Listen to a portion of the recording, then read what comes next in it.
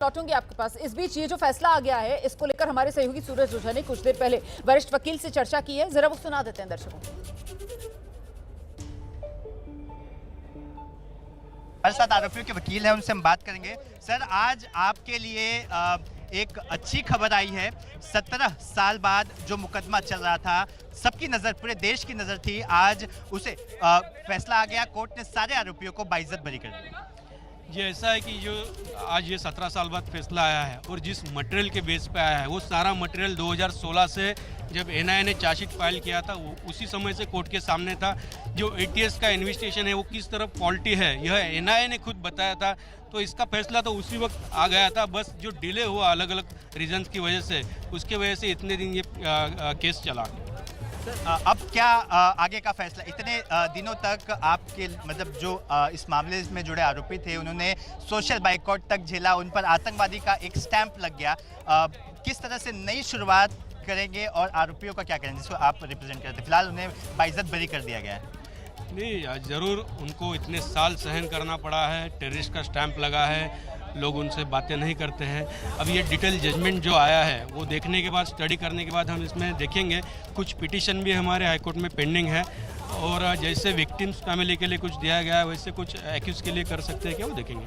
देखिए, कोर्ट ने कहा कि कई सारे इसमें कमियां हैं, खामियां निकाली गई। उसके अलावा उन्होंने कुछ पार्ट पर भी जांच करने की बात की, जैसे कि कुछ एविडेंसेस का जिक्र किया था। वो क्या था?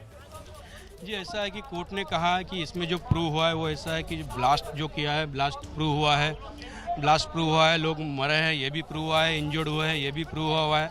उसके बाद सेकंड इंसिडेंट जो था, 15,000 लोग जमे थे, जो बाद में हुआ था, वो प्रूव हुआ है।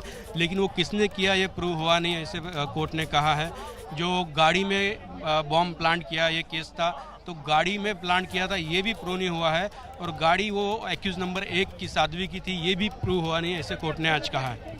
और मृतकों और जख्मियों को कुछ मुआवजे की भी बात की है कोर्ट ने। जी, जो विक्टिम, कोर्ट ने कहा कि ये जो इंसिडेंट सही में बहुत बुरा इंसिडेंट है, तो डिसीज फैमिली को 2 लाख रुपए और इंजर्ड को 50,000 देने के लिए कोर्ट ने कहा है। तो आपने सुना, आरोपियों के वकील थे जो बता रहे थे पूरा मामला किस तरह से हुआ है। जो इस मामले में जिनकी मौत हुई है उन्हें 2 लाख और जो जख्मी हुए उन्हें 50,000 देने की भी बात कोर्ट ने की है।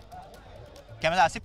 बहुत बड़ा फैसला है ये, मालेगांव बम धमाका, और इस फैसले पर पूरे देश की नजर टिकी हुई थी, क्योंकि देखिए यही मालेगांव ब्लास्ट मामला था जिसको लेकर देश ने पहली बार हिंदू आतंकवाद और जो भगवा आतंकवाद है, इस तरीके के नाम सुने थे। और ये पूरी थियरी देश के सामने आगे बढ़ाई गई थी। जांच एजेंसियों की तरफ से खुद एक के बाद एक इस तरीके के आरोपी पकड़कर सामने लाए गए थे और उन सभी का अभिनव भारत संगठन के साथ एक ऐसा लिंक दिखा दिया गया था कि जिसके बाद देश हैरान भी था, देश परेशान भी था और देश के मन में सवाल भी थे। लेकिन आज उन तमाम सवालों का जवाब अदालत ने अपने फैसले से सुना दिया है। अदालत ने सभी 7 आरोपियों को बरी कर दिया है। इस बीच भगवा आतंकवाद का हौवा खड़ा करने की साजिश ध्वस्त हुई है।